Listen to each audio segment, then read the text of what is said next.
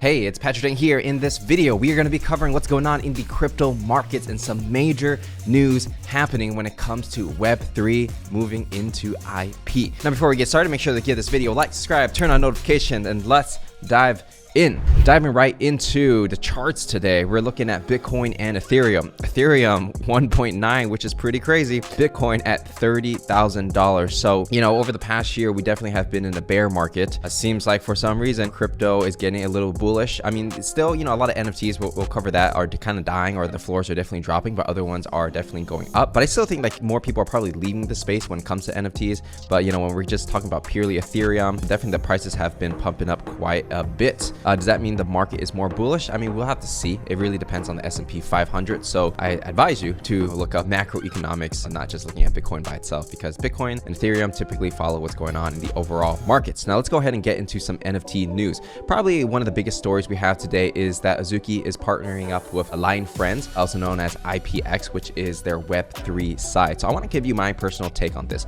The first thing is that it's pretty bullish on Azuki in general as a team, Chiro Labs, because they are partnering with one of the largest IPs, you could say, when it comes to these characters. They have stores all over the world. I even see them in Vietnam as well, and they have different media and content to kind of promote this and sell a lot of merchandise. I mean, if you ever seen these stores, they're selling a bunch of product, and there's people coming through these stores every day, right? So this partnership is going to be with IPX, the global IP platform created by the popular Line Friends character. So IPX is a platform. I kind of see it as more of a holding company moving into Web3, right, which is by Line. So Line messaging app gets 200 million monthly active users, so that's definitely a lot of people. They make a lot of money selling the stickers, they're basically like digital assets, right? So I mean, this is a huge brand for sure. And what's I found interesting is that on the bottom in this thread, our partnership starts with Beanz, right? So the Beanz is Hello Kitty like, so I understand that partnership makes a lot of sense. Beanz and Line Friends IP with the potential to expand to other IPs within our portfolios, including Web3 friendly IP managed by IPX dedicated Web3 partner. So here's the interesting part. So does this mean that potential to expand to other IPs within our portfolios, meaning the Genesis Azuki? That could be what they mean, but it's unclear. And then it also says including friendly IP managed by this other company, right? So the other company launched two projects, which was the one with G-Dragon, as you can see over here. I'm not sure the exact involvement he has on this project specifically, but yeah, so they have these two other projects, which, are doing okay on Opensea. Now, in my personal opinion, like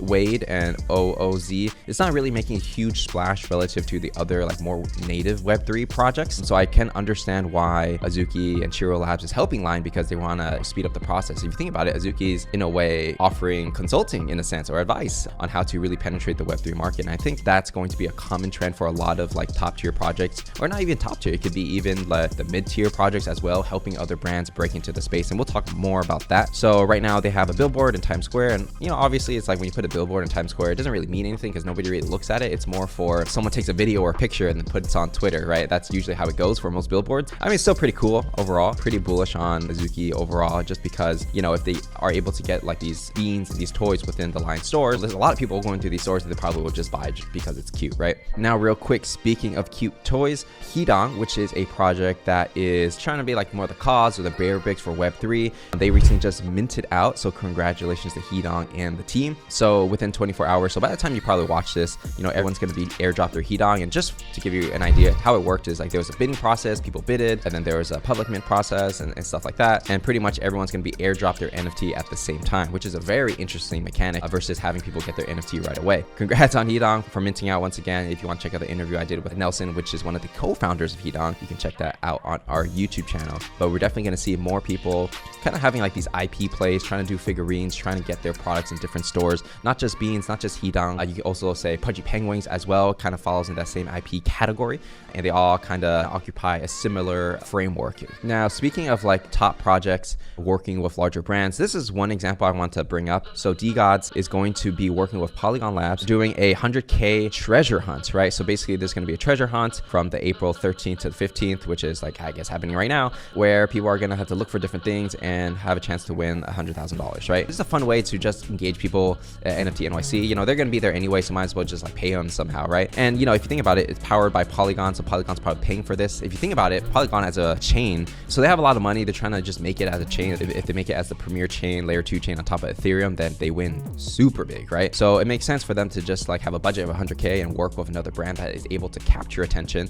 And then people will be like, oh, let's do this degod thing. And then they're like, oh, wait, you know, they're on Polygon. Should I be building on Polygon? And the more people build on Polygon, the more value their ecosystem accrues. And then the overall the ecosystem goes up, right? And so for a lot of like smaller brands, it does make a lot of sense where NFTs are significantly smaller compared to like these layer 1 chain and layer 2 chains. But these NFT teams are very great at marketing and understanding the pulse of the market. So you combine like that really skillful marketing with like the back end, like funding from Line, for example, or distribution from Line, or like the amount of money Polygon has and the ecosystem they're building. It makes for a really good synergy. So I think in the future, more NFT projects will really consider how they're going to align themselves, where, you know, they're not just going to try to do it by themselves. They're going to try to see like, should I work with Polygon? Should I work with Avalanche? Should I work with this Web2 company, right? And we're definitely going to see a lot more partnerships, because these small like NFT teams are really good at marketing and really good at creating digital assets, but distribution and all these funding and all these things need to come into play as well in order to be like top dog. In other news, we're going to talk about Adidas, which is top dog in Web2, I suppose, when it comes to sneakers and apparel and stuff like that. So pretty much they had 2 collections before, phase 1, phase 2, and then they recently released phase 3. So phase 1 was basically this, which minted a long time ago. Phase 2 was this one, minted a long time ago as well. And then phase 3, basically you burn your phase 1 and phase 2 to get phase 3 alts, which is going to be a PFP by Adidas. So this is going to be a PFP that you can like change over time, and the metadata is going to be very flexible. So that's a very interesting way to do it, right? So it's not about like just having one fixed collectible, but it's going to be more of an avatar that you can change and add clothes on, I'm guessing. And they're going to have future benefits over time.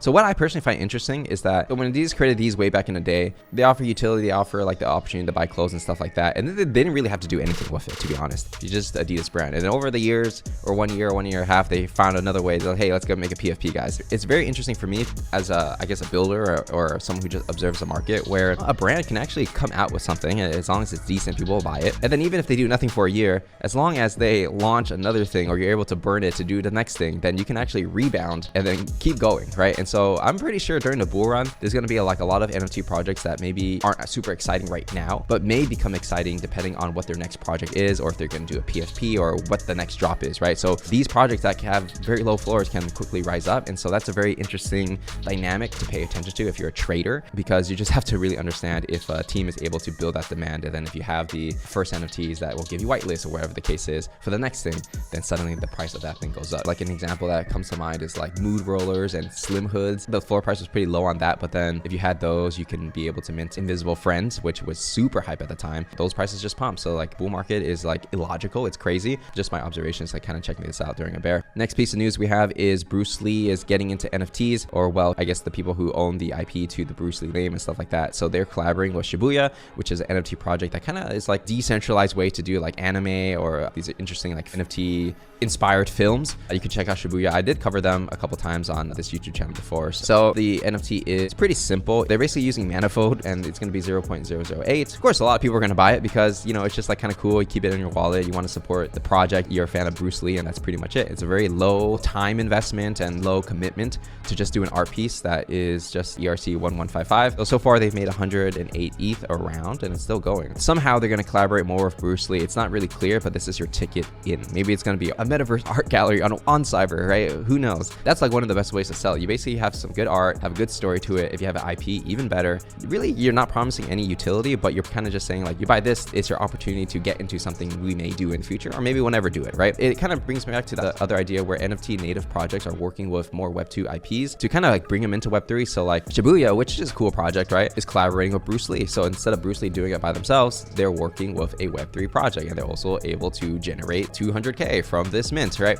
Just like how Azuki's working with Line, or like degods is working with Polygon. There's a lot of synergies out there in the NFT space, and I think if projects find their niche of what they're really good at, and the brand that's going to collaborate with Bruce Lee, it's not the same brand that's going to collaborate with like Rick and Morty, right? These are kind of like different styles. So finding your niche and dominating it and understanding how big that market is for that niche is going to be pretty important for projects who want to be a long-term project in the future. All right, so with that said, that's everything we got to cover for this video. If you enjoyed it, make sure to give it a like, subscribe, turn on notifications, and if you want to join the Parallax community, where we're talking about all things NFTs, we have a lot of good traders popping up in this group as well. Shout out to Sung, because he's been killing it for sure. You want to check out the Parallax Genesis. Link to our Opensea is in the description. I'm there all the time, literally almost every day. So I'll see you there, and peace out.